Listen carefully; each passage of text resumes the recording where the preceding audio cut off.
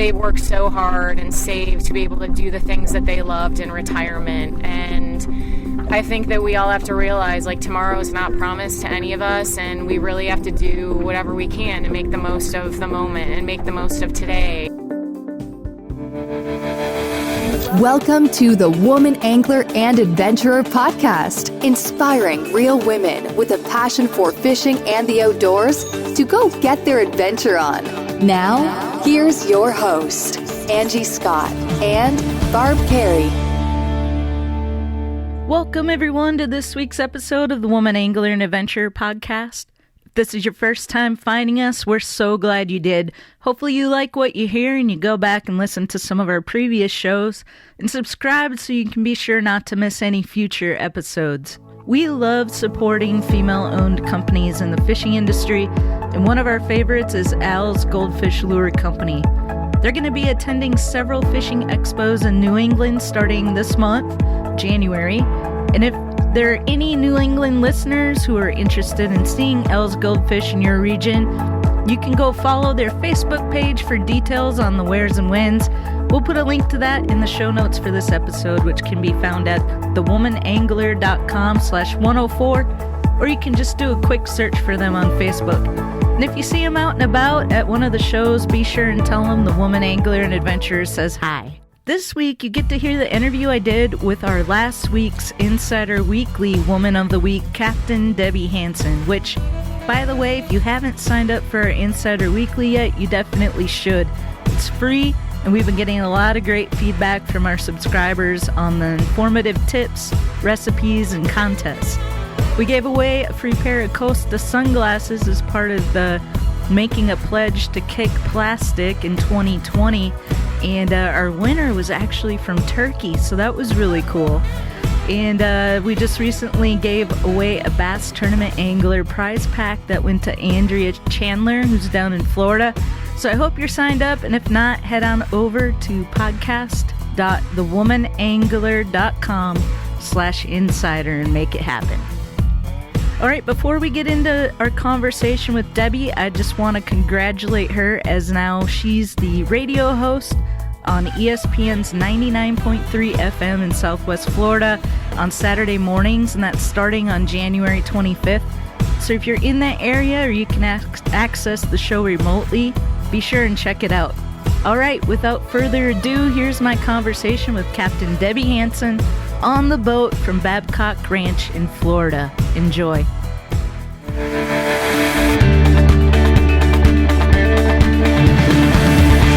Debbie Hanson, welcome to the Woman Angler and Adventurer podcast. I'm so excited to finally get to meet you. I am so excited to finally meet you and to be chatting with you this morning. Yeah, and we're sitting on the boat. Tell the listeners a little bit about where we're at right now. So right now we are sitting at the floating docks at Babcock Ranch. We're actually on Lake Babcock, and Babcock Ranch is the first entirely solar-powered community in the United States, so it's kind of a big deal. Yeah. And this lake here holds largemouth bass, Redear Sunfish, bluegill, primarily those species, and we get out here and fish artificials for them and just have a blast. But yeah. And this is a mine, you said? Yeah, this lake is actually, it was an old aggregate mine. So parts of it get down to about 20 feet deep, and there's lots of contours. So we were out fishing today, and there's not a ton of shoreline vegetation, as you see with most natural Florida lakes, which are generally really shallow, mostly on average between like 5 and 8 feet at most. So this lake is, somewhat of an anomaly in the respect that, there are much deeper areas of the lake, and we can fish some presentations that would be really challenging to fish in other areas, such as the Ned Rig, because it's got, an exposed hook if you rig it the traditional way, and so we did some of that today. And it was my type of fishing today, because it's what I mostly do on my lake is Senko's and Ned Rig's. So yep. it was So you felt right at home then. Yeah. Only I typically use a bait caster, so it takes me a little bit to get used to the spinning gear. The spinning gear again when I'm so used to just using bait caster all the time. But we got one. We got a Redear. A Redear Sunfish, which also called shell crackers. Yep. Very, very pretty, but definitely a different coloring than what I've caught up in Nashville, Middle Tennessee area. They're a lot more green and a lot darker. Mm-hmm. This was a very light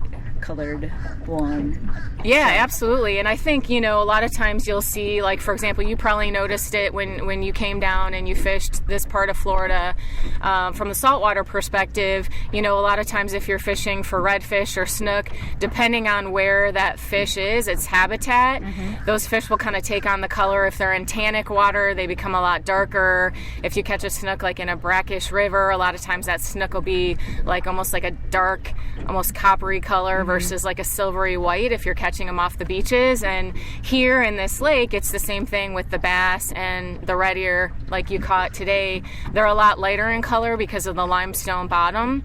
So which is kind of neat. Yeah. I mean, I definitely noticed that with the redfish. They definitely vary a lot in coloring. So you get very dark or very light colored. So, but we'll put a picture of that on the website for this episode so you can see the coloring of that fish, what we're talking about. But so you've met my co-host Barb before. So I was having major FOMO back in Nashville when I found out that she was hanging out with you and I think Rachel from RBFF too, right? We met up with Rachel after the Innovation Awards when we were up in Tampa and got to catch up with her one evening for a beer and it was awesome. And I had so much fun meeting Barb. It was great because Barb actually grew up not far from where I originally learned how to fish when I was a little girl. So it was neat to kind of swap stories of the Upper Peninsula of Michigan and that whole area in Iron County and talk about some of the lakes. And it's just, completely different from the kind of fishing we do down here in a lot of ways. But I love talking to her and kind of took me back to my roots and all those great memories. Yeah, we'll talk a little bit about that growing up in that area and getting into fishing as a youngster. Yeah, I have to say, Angie, it was awesome because I was so blessed to have a grandfather who, I had a brother too. It was just my brother and I, just the two of us, growing up. And my grandfather probably could easily have said, oh, well, I'm going to take David fishing, but, Debbie may not enjoy it or like it. And, she should be at home, baking cookies. Or, playing with Barbie dolls or whatever. Right. But, my grandpa really, really was an avid outdoorsman. He hunted, he fished, and any chance he could get, he was up at his cabin in the Upper Peninsula. So, from the time I was 4 and 5, I was out on the boat trolling for muskie and walleye and working a hula popper for bass with him and catching panfish off the pier. And I'm just so grateful for that. I mean, I'm so grateful that he introduced me to the sport and just really encouraged my love of the outdoors. And it was never, well, she's a girl, should she be doing this, should she not? He just encouraged it. And, I have to say, growing up probably wasn't as easy because back in the mid-70s, there weren't a lot of other girls my age who were into fishing or who really liked playing outdoors. I mean, I was a total tomboy in the respect that I loved to climb trees, catch frogs, go fishing, all of that stuff. But those memories that I have are just completely irreplaceable, and I think they really helped me develop such an appreciation for, nature and all the fantastic benefits and the relationships that it creates in our lives. I mean, from meeting you to meeting Barb to like all the wonderful connections I've made in this industry, they wouldn't have happened had it not been for fishing experiences, boating experiences, and I think that all of those bonding moments, just further strengthen the relationships that we have and these days we're all so connected and plugged in, which can be great sometimes.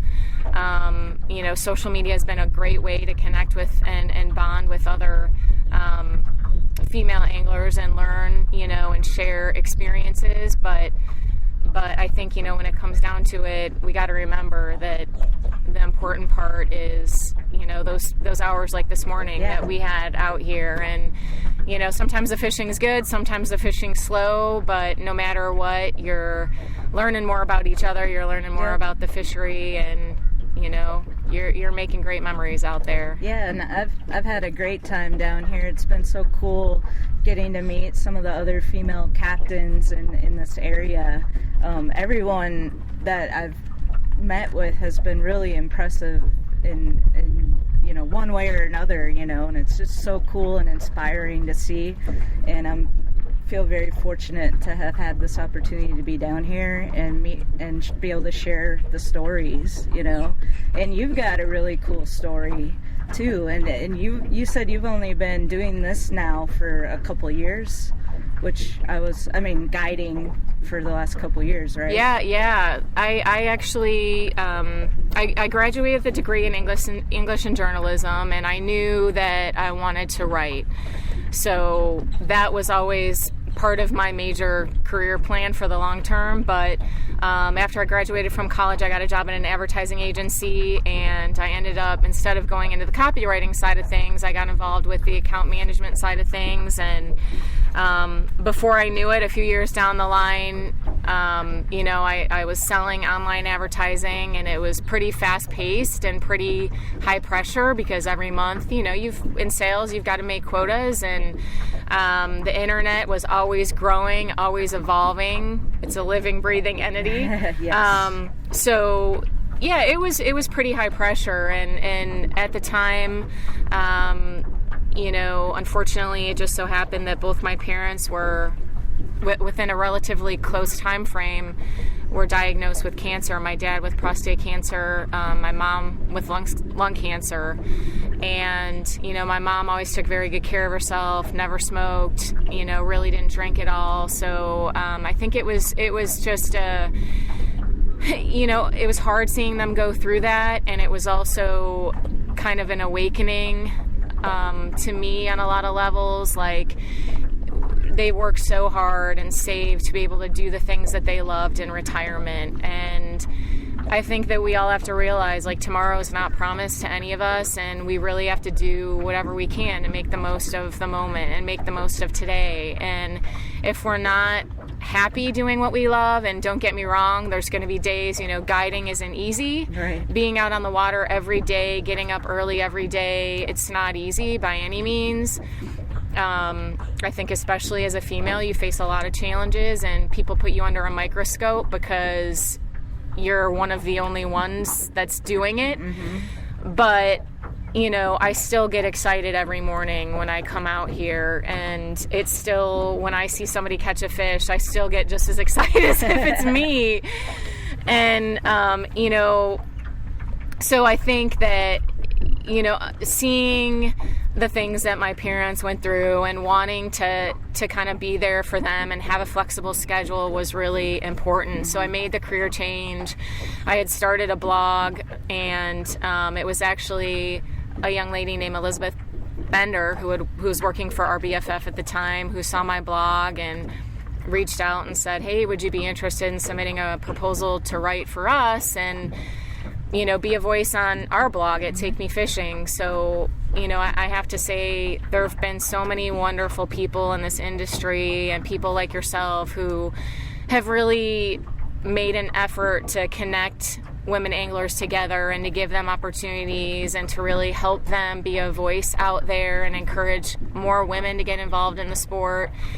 And I'm so grateful for that, because, if it wasn't for RBFF and, people that have been a big mentor to me, or mentors to me, I should say, my friend Joe Mahler, George Poveromo, Alberto Nee, without those people being in my life and helping to encourage me along the way, it would be a much more challenging situation, and I don't know that I would be able to make a career doing what I love. So I'm so grateful for all the people on a big and small level who have been a part of my career, the clients who come out with me, because without them and, you know, without all of us coming together in the industry, it would be a heck of a lot harder, you know? Yeah, I feel so thankful for our BFF and what they're doing, and that their mission is so in line with what we're trying to do. It makes it so much easier when you have support like that, you know, in this industry. So absolutely.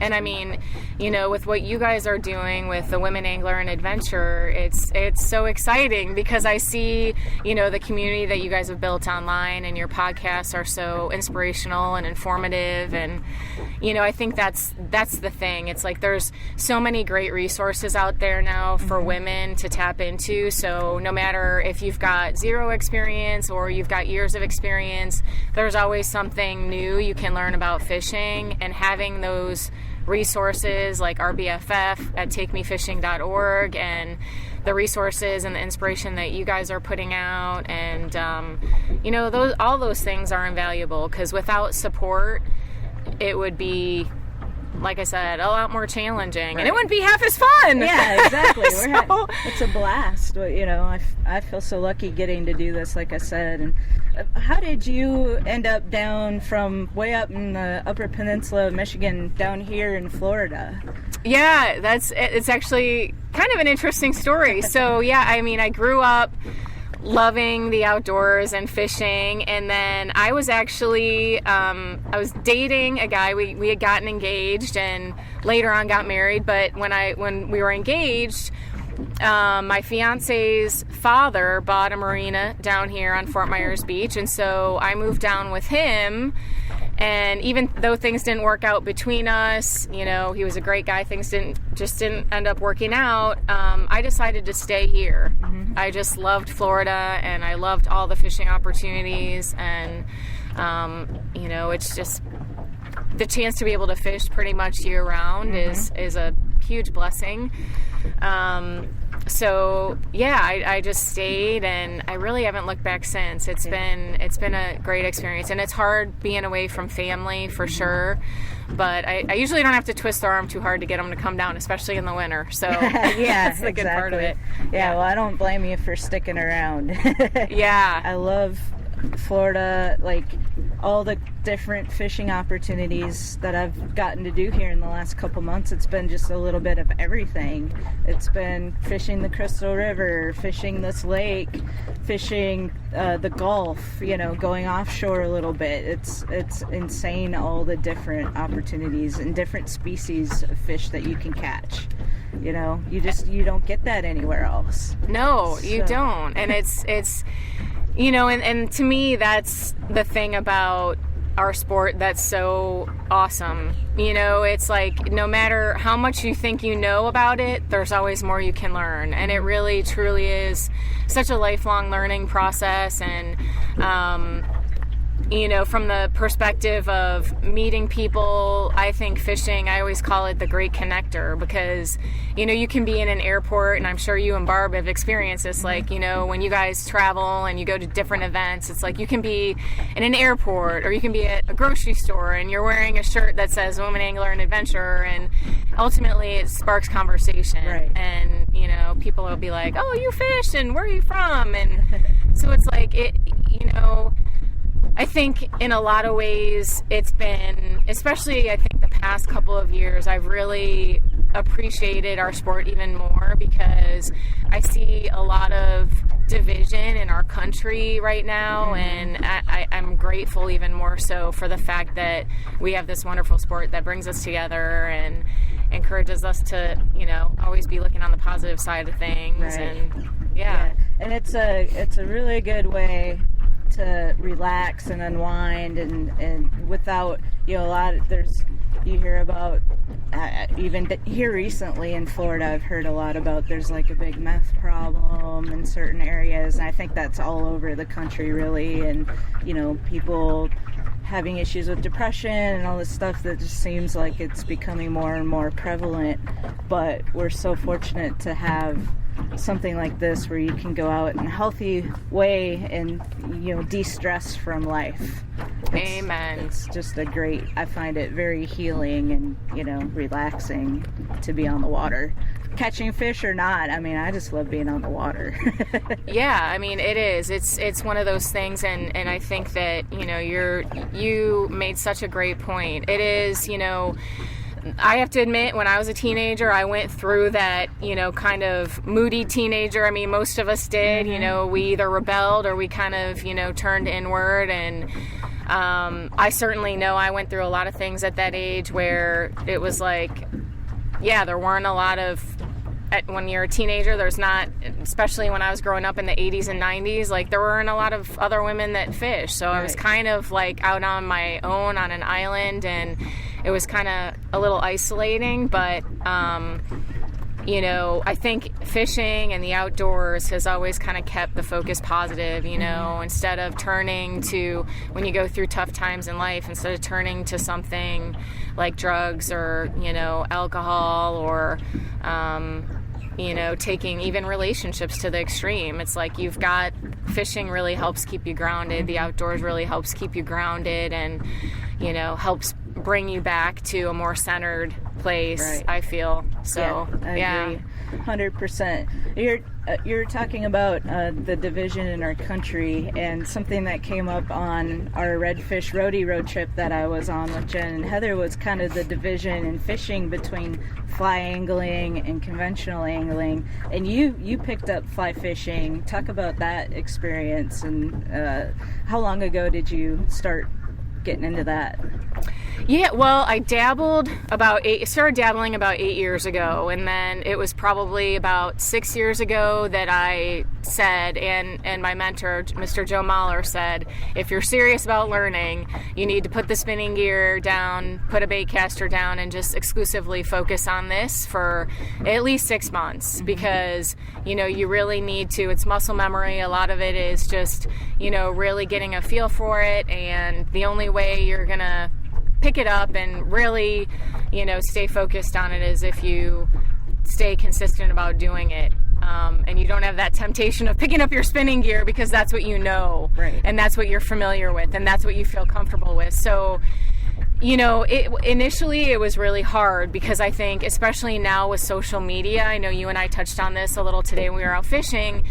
I feel like there's this pressure, like we always have to be posting pictures, right? To prove that we're out there catching fish. When, at the end of the day, yes, that's the end goal, right? But a lot of times it's about the process, and I really feel that about fly fishing. And I've seen articles sort of referring to fly fishing as being the yoga of fishing, and I think it's a good analogy in a lot of ways because it really does force you to, when you're learning, really hone in on the process itself. And, getting that rod to load the right way is a reward. Right. Getting that cast out, if you're just learning 50 to 60 feet is a great reward.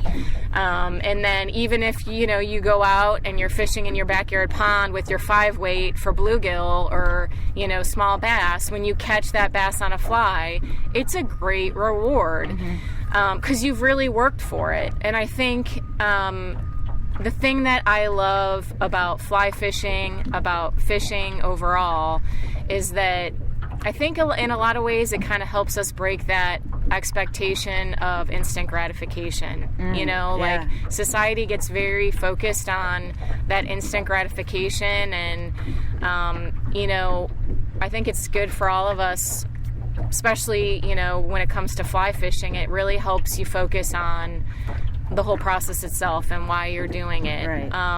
But the one other thing I know that we brought up this morning in our conversation on the boat was the fact that, and the question, like, why is it that there is this very distinct, almost like segregated portion of the industry where we've got spinning anglers and fly anglers? And, I think that going way back, it's kind of been like this, there's been a perception of, well, if I'm going to fly fish, I've got to spend a lot of money. I've got to spend $1,000 on a rod, and the fly line is going to be, $150, and that's more money than I can spend. And it's more of an elite sport. Like, yeah. You have to have a lot of money to get into it. Like, it's not for everybody. But that's not the case. Exactly. I mean, you can go to Bass Pro and you can get set up with a White River, inexpensive, fly setup, with a reel that's already preloaded with your fly line and all that for probably $100 to $150. So, and then if you try it, you go out there and you're fishing in your backyard pond and you're catching bluegill and you're having fun and you think you're going to stick with it, yeah, then you can, with any kind of fishing, I think it's really how much you want to invest in it, how much time you want to spend on it, and you can go from the low end all the way up to, spending thousands of dollars on boats and gear and whatever. But it's not black and white, and there's shades of gray in between, and, anyone really can get into it, no matter how much experience. And I think that, I love seeing people that are out there. I think that there's a lot of people who maybe grew up fly fishing for trout, and they've got this very, specific mindset about the types of flies that they like to use. But I think it's cool to see people out there fishing for the warm water species too. I mean, that's primarily, what I do, bass and bluegill, and, most kids grow up catching bluegill on, worms or crickets, and it doesn't matter to them. They love it. Yeah, they don't have to catch this big fish. It's catching a fish. Exactly. It's the fun. I've heard stories. I can't remember who it was, but somebody was telling me he went out fly fishing with a friend of his who's like big into it, has all the brand name gear, and he went out with all he had for bait were little marshmallows. And he was catching the fish left and right, and the other guy wasn't catching anything. That's awesome. It just shows you it doesn't have to be expensive. It doesn't have to be super complicated.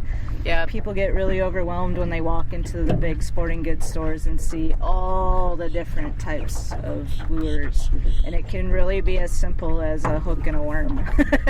Absolutely. So I totally agree with that. And I think that, and the thing that I love about it is, like, I can have somebody come out on my boat who's never caught a bass before, who has been used to fly fishing for trout, and, they're learning. Because when you're trout fishing, especially on fly, and this same thing happened to me. I mean, I went up to Georgia, about a month ago, and I'm fly fishing for trout, and I'm sure I frustrated the crap out of the guide because I kept strip setting, and that's what we do with our warm water species down here. Yeah. But, then on the flip side, trout people will come, trout fly anglers will come down to fish with me, and they're trout setting, and I'm like, why are you ripping the fly away from the fish? So I think that's the fun of it, though. Yeah. It's like, we're always learning, and there's always adjustments we need to make, but to me, the true sign of our growth as anglers is, are we willing to put ourselves in those situations where we don't know? Because we're never going to know everything. Right. Yeah, there's so many different facets of it that it's impossible to become an expert, in every different type of fishing you can do. It's crazy. But it's exciting. That's what keeps it fresh. Yeah. There's always something to learn. But I never thought about what you said about the instant gratification thing. And that made me wonder if it's almost a deterrent now for people who need that instant gratification when they come out here and they fish for a couple hours and they don't get any bites, Yeah. Like, people are like, I don't like fishing, it's boring, and they don't think about enjoying the process and enjoying being out on the water. They just want that picture of that fish to be able to share or whatever, I wonder. That I hadn't really thought about that before. So. I think I definitely think it is more prevalent, now. I see, and it can be, I think it can be a situation where, like, for the next generation, for kids, too, that where we have to be careful of, what are they seeing and what are we modeling to them? Like, are we teaching them when we're out there on the water to be respectful and mindful of the ecosystems and to notice different things about the bait fish, or, changes that have gone on, like if there, has recently been, weather change that's gone on, or if they've just, something has happened in the lake, that's changed the fishing on some level. Are we teaching kids to be mindful of those things and really about, why we're doing what we're doing, not just the end result of it, know? I think it's a good thing to think about, because a lot of times, I'll have kids on the boat and I'll ask them, what lure would you use in this situation if it was you? And I love it when kids kind of respond with, well, I'm looking at the water and the water's a certain color, and that's why I think this color bait or lure might work best, or I'm looking in the water and I'm seeing the bait fish are small, so I would use something this size, because it's showing that they're really thinking about the process. Yeah. And not just, all right, I want to catch that big trophy, which, don't get me wrong, that's awesome. We all want to do it.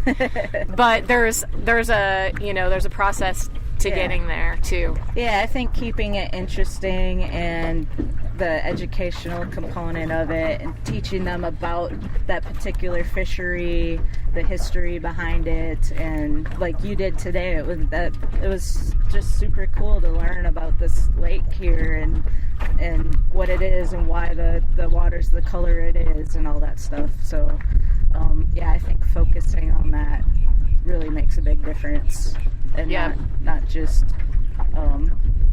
being, and there's some people that are just naturally impatient and maybe fishing isn't for them, and that's fine, but I think it's exciting. Yeah, and or not. And the conservation aspect of it. I just think, like the more, right now today we're out here, we're at this development that's, booming and bustling, and a lot more homes are going in around here, which is super exciting. But as our populations increase, no matter where you are, it's important for us all to be really mindful of how are we treating the fish, how are we treating the ecosystems, and what can we do to ensure that, our fish populations, whether it's on a small lake like this or you're out on the ocean, that we're going to have those fish populations for the future and for the next generations that come after us to enjoy and, get out there and appreciate, just like we had the chance to do today. Yeah. So awesome. Yeah. Well, thank you so much for taking me out today and showing me this beautiful lake, and the experience, and getting to meet you and everything was awesome, but also for being on the show. I've been wanting to have you on for a while, so it's really cool to get to do it in person. Absolutely. Better than over the phone. And what are your plans for the future? Just to continue building the guide business and keeping your blog and working with takemefishing.org and all that great stuff? Yeah, I mean, I love producing the content, and I love, the educational and instructional aspect of, what we can do in this industry, and, sharing that with, like I said, like whether it's newcomers, the next generation. I definitely want to continue that component to keep, teaching people, but then also, keep guiding too. Because I think it, the guiding part of it can be really challenging, and I love that challenge. I love asking those questions, what can we be doing differently to keep catching fish? What do I need to change? And most importantly, all the amazing people that I've had the chance to meet over the past couple of years. So yeah, and plus it keeps you getting out on the water. Absolutely, and it's a good mix. It's a good balance of spending time behind the computer, which I'm sure, as whether you're editing a podcast or you're writing or whatever it is you're doing, it's important to find that balance to still get out there and enjoy that time outdoors that we all love so much and that we're all promoting, but still reach out and touch other people and hopefully help educate and inspire other people too. Awesome. So where can people follow you online? They can find me. I'm on Twitter and Instagram at SheFishes and the number 2. And then I have a blog and website that's at SheFish, or it's just www.shefishes2.com, which is actually, my website is being updated. So I'll have a new website that's live in the next month or two. And then, just by giving me a call, anyone who ever wants to go fishing